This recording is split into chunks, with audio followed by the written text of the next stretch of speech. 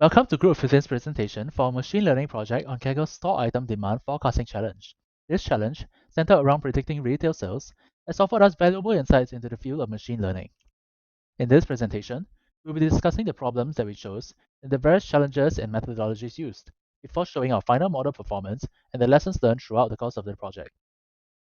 For the store item demand forecasting challenge, teams are given time series data spanning a course of 5 years and are tasked with predicting the following 3 months of sales. In the data provided, we were given 10 stores, 50 items, dates, and their respective number of sales. Our final prediction is evaluated by Kaggle using SMAP as the metric, which is a measure of accuracy based on percentage errors. The formula used to calculate this value is shown here. To begin our project, our team first conducted exploratory data analysis to gain a better understanding of the data that we have to work with. Through this, we were able to identify a few key points of interest in this data. Firstly, we were able to see from the total number of data points and the number of data points for each store and item that the data was evenly spread out without any missing values. This showed that the data was clean and balanced and did not require any data cleaning. Next, from the monthly data distribution, you could see that there is a clear pattern between months, with a steady increase from January to July, followed by a decrease, and a spike in October preceding the festive seasons. There is also an obvious increasing trend from year to year. Lastly, the correlation matrix of average sales and items shows a strong positive correlation between the items and daily sales. From the data analysis, we were able to identify the main challenges of this project. Firstly, our model will be required to learn the periodicity and seasonality of sales, as well as the overall increasing trend between years. We would have to do this while being limited by a small number of features. This could be mitigated by feature engineering, which will be discussed after this. Next, there is a challenge in the balance between model complexity and overfitting, as the model would have to be able to account for complex patterns and relationships in the data, which may lead to poor generalization if given unseen data. To combat this issue, we made use of the techniques such as regularization. Lastly, there is difficulty in choosing a suitable validation set from time series data, as it could mean missing out on important trends within the data. We performed pre-processing of the data to generate a more robust training dataset to supplement the limited number of data points in the given data. This includes data preparation and feature engineering. We explored 4 main domains: generation of time-based features, one-hot encoding of categorical data, logarithmic scaling of raw data, as well as the generation of statistical features. The data itself, as you can see, is fairly limited, with only a sales attribute next to identifiers such as date, store, and item. We built upon what was available by extracting further details from the date attribute, such as the day of the week, month, quarter, and year. One hot encoding was then performed on these extracted time-based data features to feed into our model.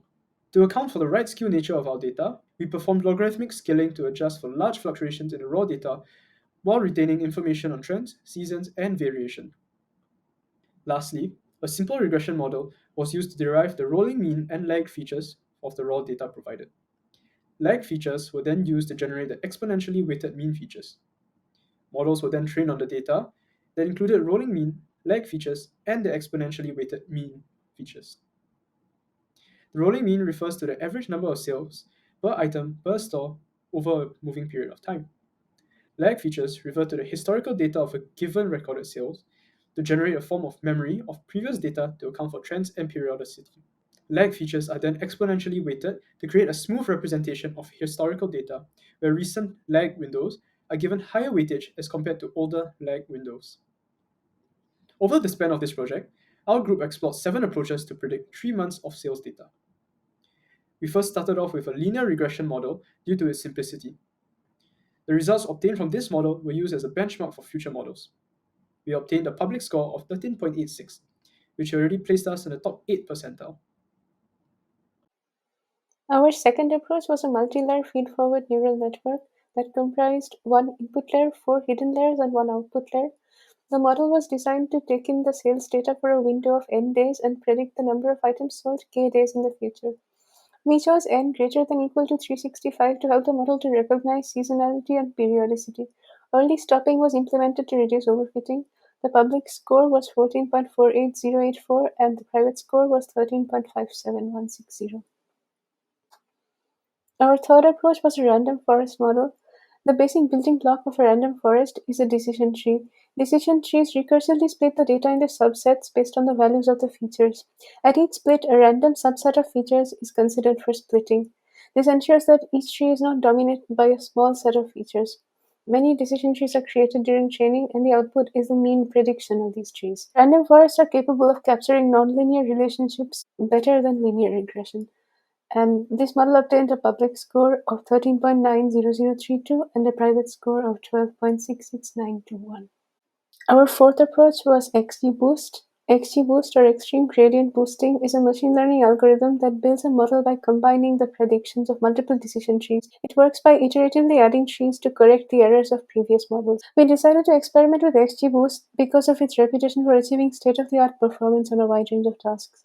After performing hyperparameter tuning on learning rate, N estimators, and max depth, this model obtained a public score of 14.06233 and a private score of 12.73502. Our fifth approach was Prophet. Prophet is an open source forecasting tool developed by Facebook for time series analysis and forecasting. Prophet uses an additive model that decomposes the time series into three main components: trend, seasonality, and holiday effects. A piecewise linear model is used for trend estimation. Prophet automatically detects and incorporates seasonality and recurring holidays into the model. Prophet is designed to handle time series data with daily observations, such as in this competition. This model obtained a public score of 16.92571 and private score of 14.09473. Our sixth approach was LightGBM. LightGBM, or Light Gradient Boosting Machine, is an open source framework developed by Microsoft that combines decision trees to create a strong learner. It is a gradient-based algorithm that minimizes the loss function iteratively by adding decision trees to reduce the gradient of the loss function. LightGBM adopts a unique approach in growing trees in a leaf-wise manner as opposed to level-wise manner, which is used by frameworks such as XGBoost. After performing systematic search for the best set of hyperparameters, this model obtained a public score of 13.85876 and a private score of 12.61888. To obtain the best results, we tried out several models as stated earlier. Out of them, the best results were obtained through linear regression and LightGBM. However, a plain linear regression model or LightGBM is not enough. We want to generate a novel and even more high-performing solution. Hence, we made the following changes. We experimented with ridge regression, a type of regularized linear regression. As visualized in our EDA section, the data is strongly positively correlated.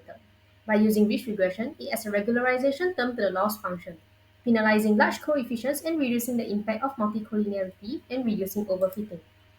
We experimented with combining the predictions of multiple individual models through an exhaustive search for the best combination of models that will give us the best public score. The combination is done by taking the average of the prediction by each model in the combination. We found that the best public score is obtained by combining the top two best performing models, ridge regression and LightGBM. In summary, our final model combines two models, ridge regression and LightGBM, with its hyperparameter tune. The two models are combined by taking the simple average of each model's prediction. From the public score, we can see that our final model achieved the best performance against other approaches in the experiment.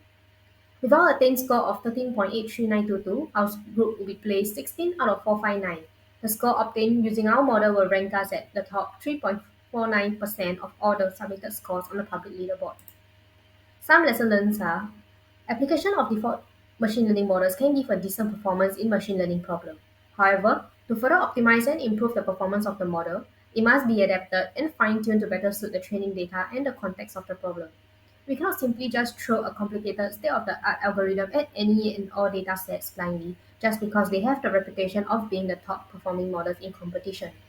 Sometimes, a simple model may perform better than a more complex model.